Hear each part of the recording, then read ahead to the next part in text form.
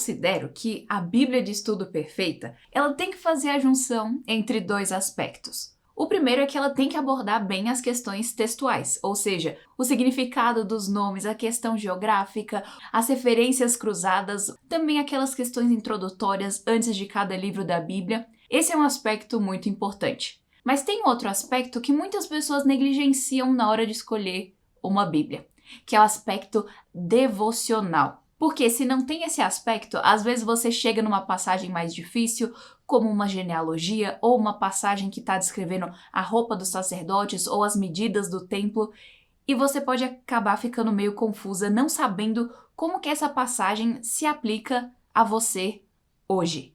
Então, por isso que eu vou te mostrar qual que é a que eu considero a melhor Bíblia de estudo hoje. É uma Bíblia que faz essas duas coisas. Junta as questões textuais com o aspecto devocional e faz isso de uma forma maravilhosa.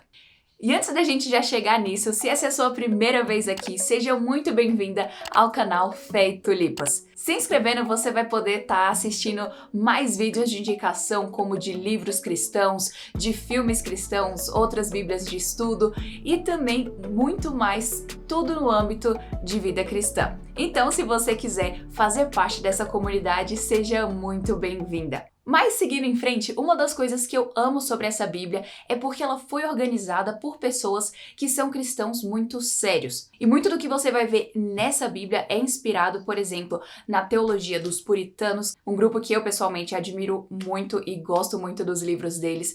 Então você vai encontrar muito disso nessa Bíblia, então essa pegada bem devocional e bem séria em relação ao que a Bíblia diz. Aplicando coisas que uma leitura rápida do texto você não enxergaria, mas à medida que você vai meditando naquelas palavras, você vai enxergando e eles te ajudam a enxergar isso nos estudos embaixo também. E o que eu diria que é um dos pontos altos e provavelmente o melhor ponto alto dessa Bíblia é a questão que eles têm no final de perguntas ou reflexão para devocional particular ou em família. E isso é muito importante porque ajuda você a aplicar aquele texto. Então, no final de cada capítulo da Bíblia, vai ter essas perguntinhas ou então breves meditações para você fazer com base naquela passagem, mas sempre também de uma forma bem de aplicação. Então, mesmo que, no exemplo que a gente deu no começo do vídeo, mesmo que seja de genealogia ou alguma passagem que fala sobre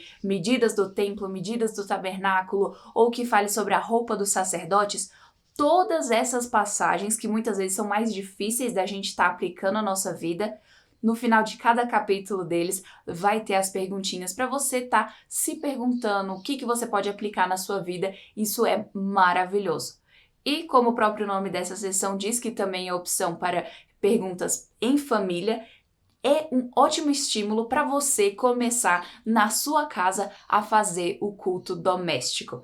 E pode ser uma coisa tão simples como você juntar sua família, se você é uma mãe, convidar o seu marido, convidar os seus filhos, para vocês estarem lendo um capítulo da Bíblia juntos e depois no final lendo essas perguntinhas e discutindo em família. Você vai ver como que vai ser uma bênção maravilhosa que vai ajudar você, os seus filhos, toda a sua família a estarem crescendo de uma forma tremenda na palavra. E essa Bíblia no final, ela tem umas coisas muito interessantes que eu pessoalmente não conheço outras Bíblias de estudo que tenham esses mesmos elementos, mas antes a nossa pergunta do dia vai ser: você usa alguma Bíblia de estudo?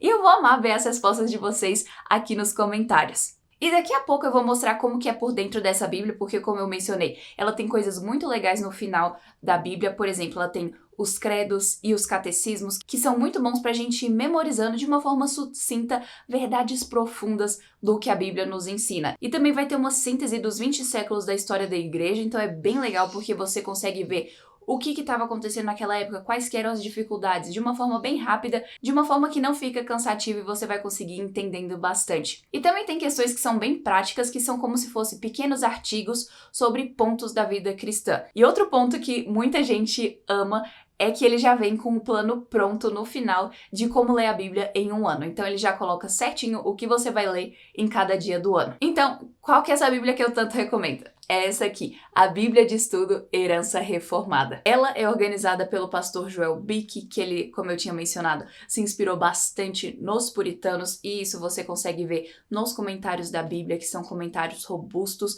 E eu também agora vou estar te mostrando um pouquinho sobre como que é ela por dentro. Então vamos lá!